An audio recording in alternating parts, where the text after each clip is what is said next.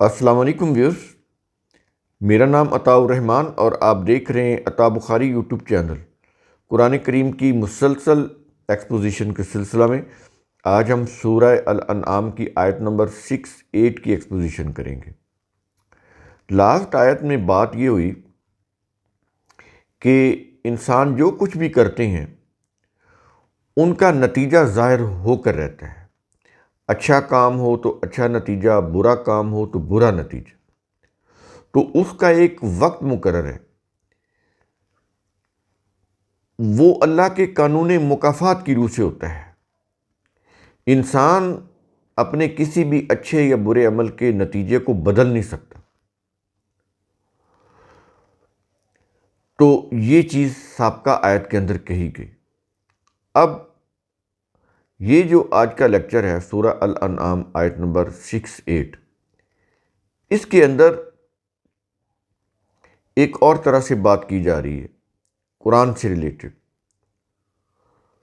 جو لوگ اللہ کی آیات کو سمجھتے نہیں یا وہ ان سے اپنے اپنے مسالک نکالنے کی کوشش کرتے ہیں، مختلف تفاسیر لکھ کر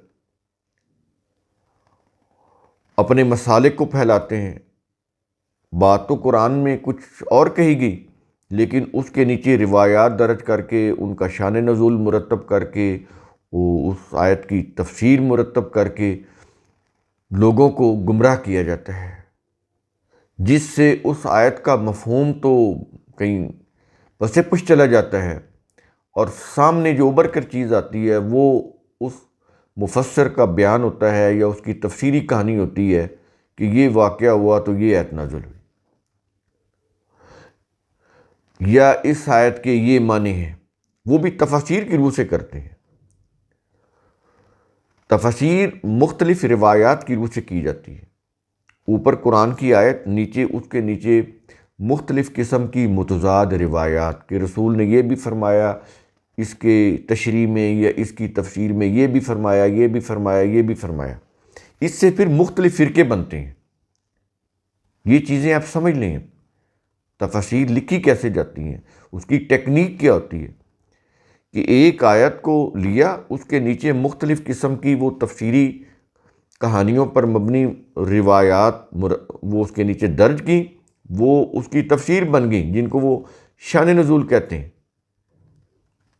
کہ یہ واقعہ ہوا تھا کہ یہ آیت نازل ہوئی۔ دوسری روایت میں آئے گا نہیں، یہ واقعہ ہوا تھا تو یہ آیت نازل ہوئی۔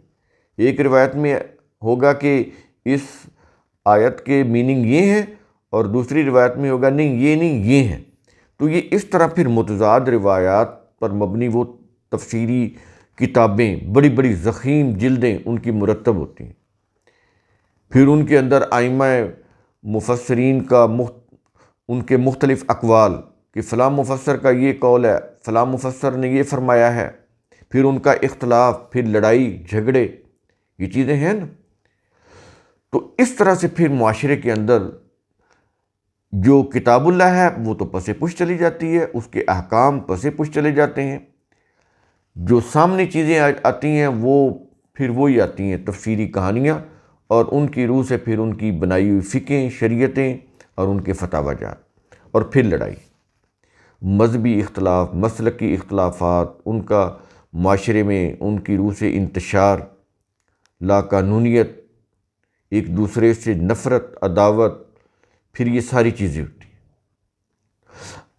قرآن نے خود بتایا ہے قرآناً عربیاً لعلکم تعقلون، کیا یہ رہا ہے کہ یہ عربی زبان میں ہے، زبان عربی کے اندر ہے، عربی مبین کے اندر ہے۔ اس کو اسی زبان سے جب آپ سمجھیں گے عقل و فکر کی روح سے تو بات سمجھ آ جائے گی، لیکن وہ روایات کی روح سے اس کا مفہوم کرتے ہیں۔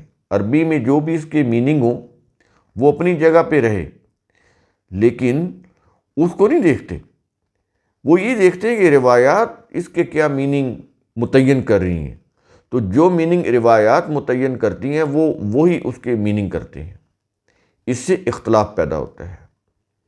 یہاں پر ایک چیز اور بتا دیں آپ کو، یہ جتنے بھی مذاہب ہیں، مسالک ہیں، مسلمز کی میں بات کر رہا ہوں، ان کی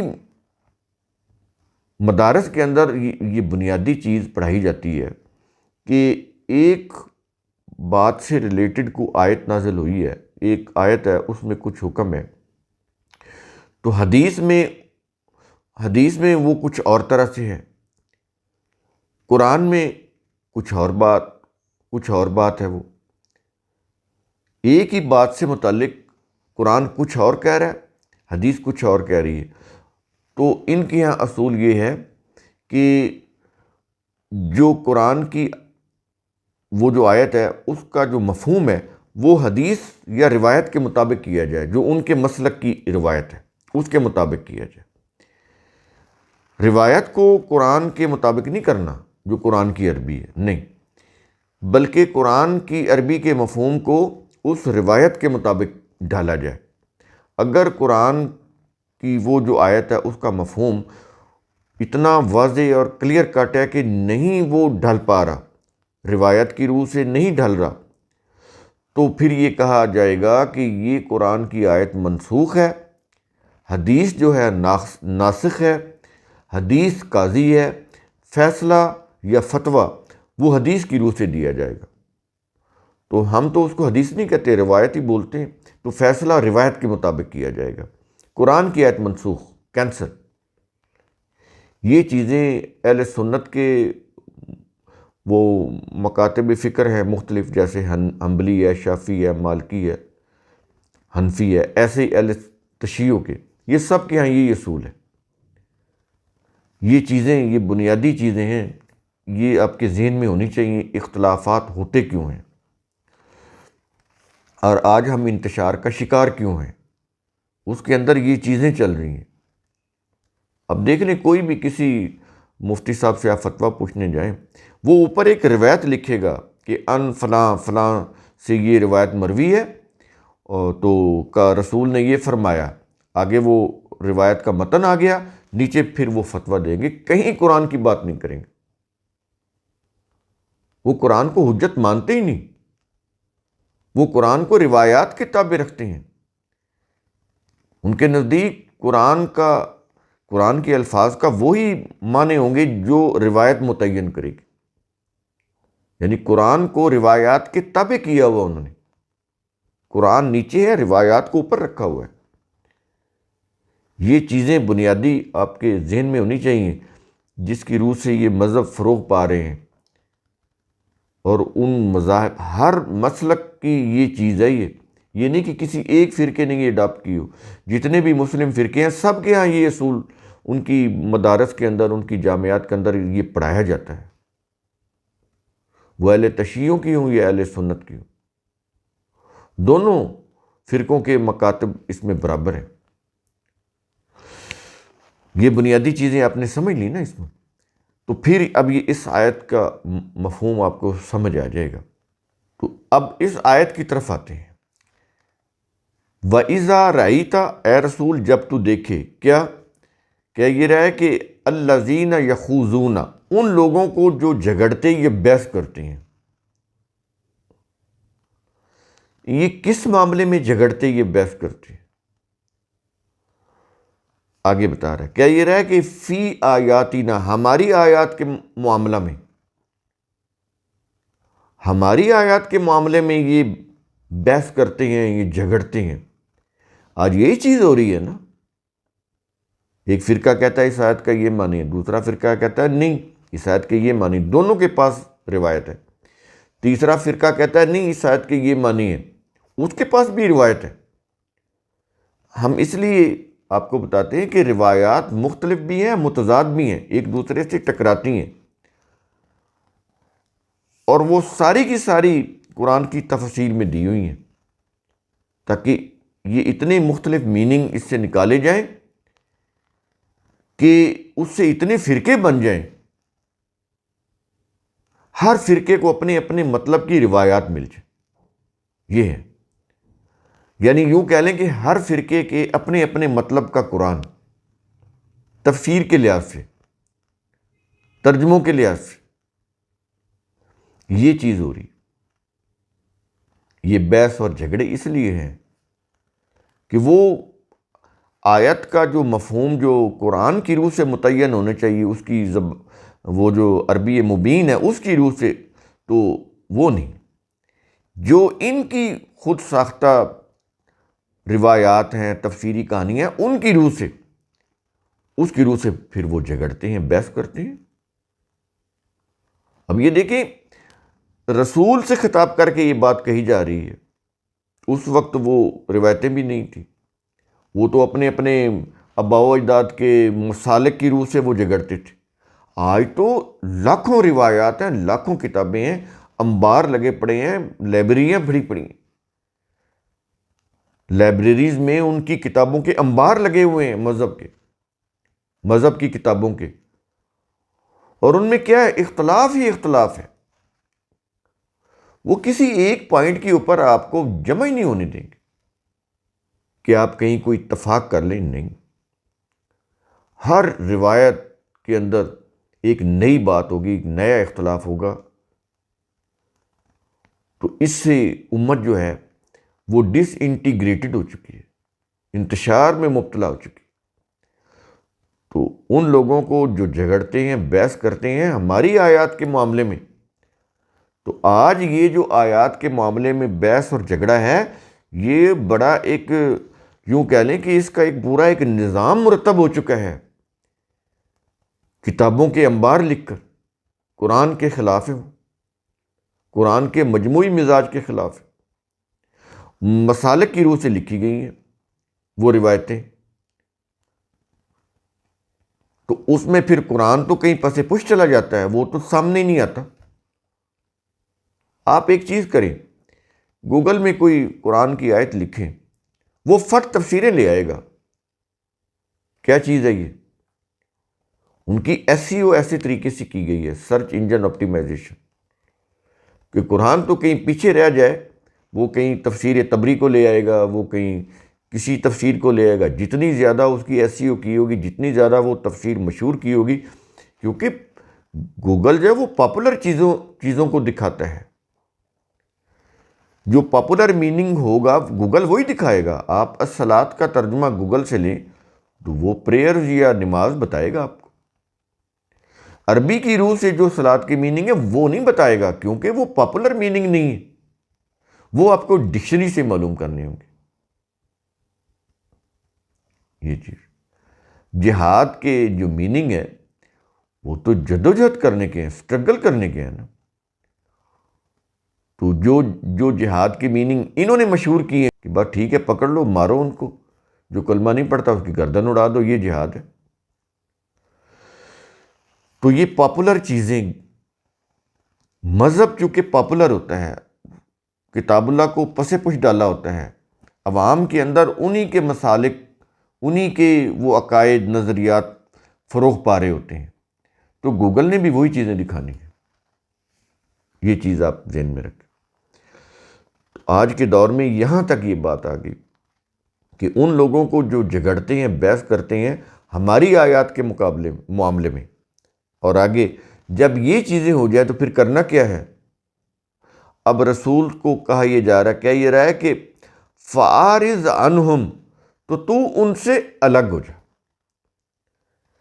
یہ اعراض ہوتا ہے منہ پھیر لینا، یعنی پھر ان کا ساتھ نہیں دینا، ان سے منہ پھیر لینا ہے، ان سے قطع تعلق ہو جانا ہے، ان سے الگ ہو جانا ہے، ان کے ساتھ نہیں رہنا۔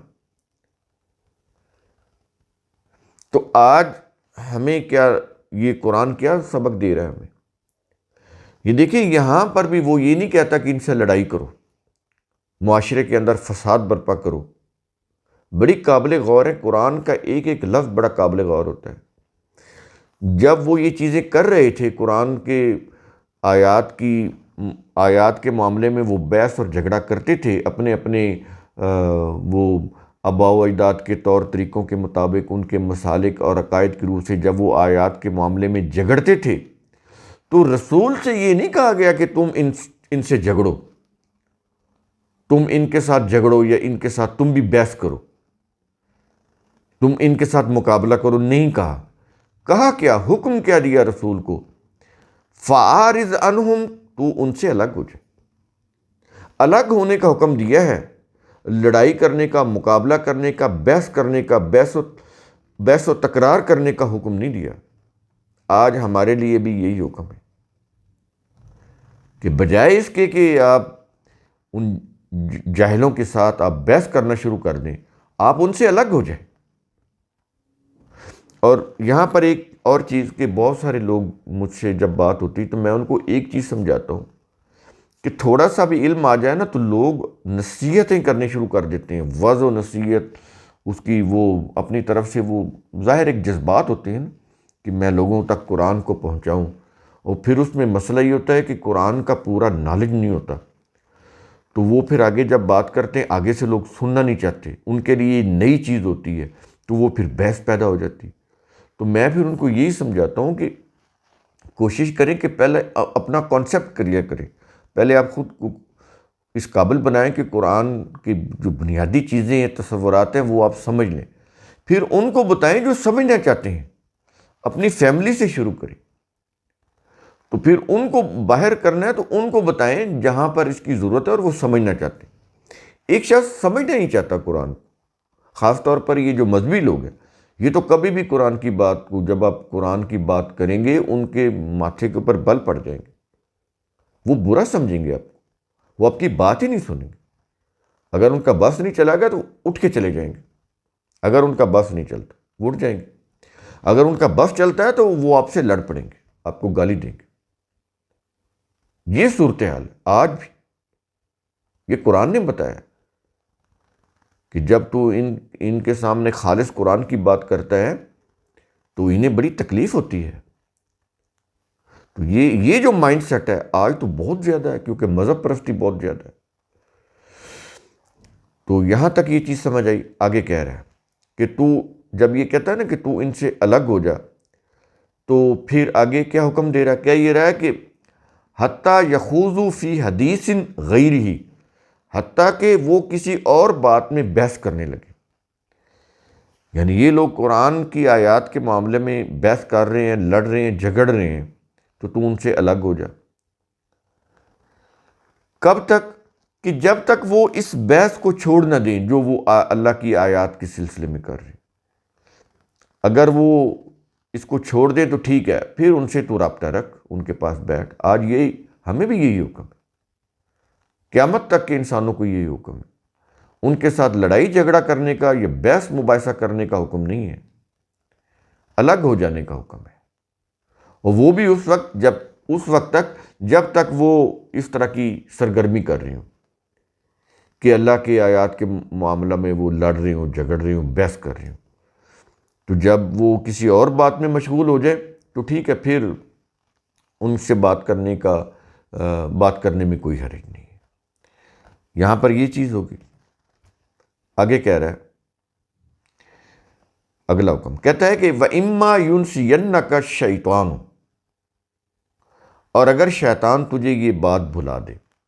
اب پھر آپ یہ سمجھ لیں کہ مذہب کی روح سے شیطان اللہ کے مقابلے میں قوت، اللہ بھی ہر جگہ موجود، شیطان بھی ہر جگہ موجود، اللہ بھی جو چاہے کر دے، شیطان بھی جو چاہے کر دے، یعنی اللہ کے مقابلے میں ایک قوت انہوں نے بنائی ہوئی ہے مذہب کی روح سے۔ بالکل غلط ہے۔ شیطان انسان کے جذبات ہوتے ہیں جو بعض دفعہ سر ابھارتے ہیں، تو ٹھیک ہے یہ ابھاریں، یہ ختم نہیں ہو سکتے، ان کو سپریس رکھنا ہوتا ہے۔ اللہ کی جو دی ہوئی تعلیم ہے، اس نے جو وحی کے ذریعے انسانوں کو تعلیم دی ہے، تو اس کی روح سے انہیں دبانا ہوتا ہے، یہ ختم نہیں ہو سکتے۔ اگر ختم ہو جائے تو انسان تو مٹی کا ڈھیر بن جائے، وہ پھر کچھ بھی نہ کرے، کیونکہ یہ جذبات انسان کو آگے بڑھاتے ہیں، اچھے کاموں میں بھی اور برے کاموں میں۔ تو پھر ان جذبات کو سپریس رکھنا ہوتا ہے اچھی تعلیم اور تربیت کے ذریعے سے۔ یہ چیزیں سمجھ گئے؟ تو یہاں پر یہ وہ چیز ہے کہ اگر دل میں اس طرح کا کوئی خیال آ جائے، کوئی ایسا خیالات کہ جس سے انسان وہ کھو جائے ان کی باتوں میں، کہ توجہ ہی نہ رہے، اس قدر ان کی باتوں میں مشغول ہو جائے کہ یہ جو اللہ کا حکم ہے وہ کچھ دیر کے لیے انسان کو یاد نہ رہے، یہ پاسبل ہے، کوئی ایسی چیز نہیں، انسان ہے۔ تو جو ہی اس طرف توجہ ہو کہ میں تو ان کی فضول بحث میں مشغول ہو گیا ہوں، تو فوراً اس سے باہر آ جاؤ، فوراً اس سے الگ ہو جاؤ۔ یہ اس کے معنی کہ جذبات میں، خیالات میں اگر کھو جائے انسان تو وہ حکم وقتی طور پر وہ یاد نہ رہے، تو فوراً جیسے ہی یہ چیز سمجھ آئے کہ یہ تو فضول بحث کرنی، تو فوراً ان سے الگ ہو جانا چاہیے، ان کی باتوں میں کھوئے نہیں رہنا۔ جیسے ہی احساس ہوا فوراً سنبھل جائیں اور ان سے الگ ہو جائیں، ان کی فضول گفتگو سے، ان کی فضول بحث سے، ان کی فضول تکرار سے خود کو الگ کر لیں۔ یہ ہے اس کا معنی کہ اگر شیطان تجھے یہ بات بھلا دے، یہ ہے اس کے معنی۔ تو یہاں پر وہ والا جو شیطان ہے جو مذہب کی روح سے جس کا کنسیپٹ ہمارے ہاں اکثر لوگوں کے دلوں میں ہے، وہ شیطان نہیں، وہ فرضی شیطان ہے۔ شیطان انسان کے جذبات ہوتے ہیں جو بڑے قوت والے ہوتے ہیں، اگر یہ سر اٹھائیں تو ان کو سپریس کر دینا ہے، اچھی تعلیم تربیت سے ان کو سپریس رکھنا ہے۔ تو پھر بھی یہ تھوڑی دیر کے لیے، کچھ لمحات کے لیے اگر یہ ابھر بھی آئیں تو جیسے احساس ہو فوراً اس کے اثر سے باہر نکل آئے۔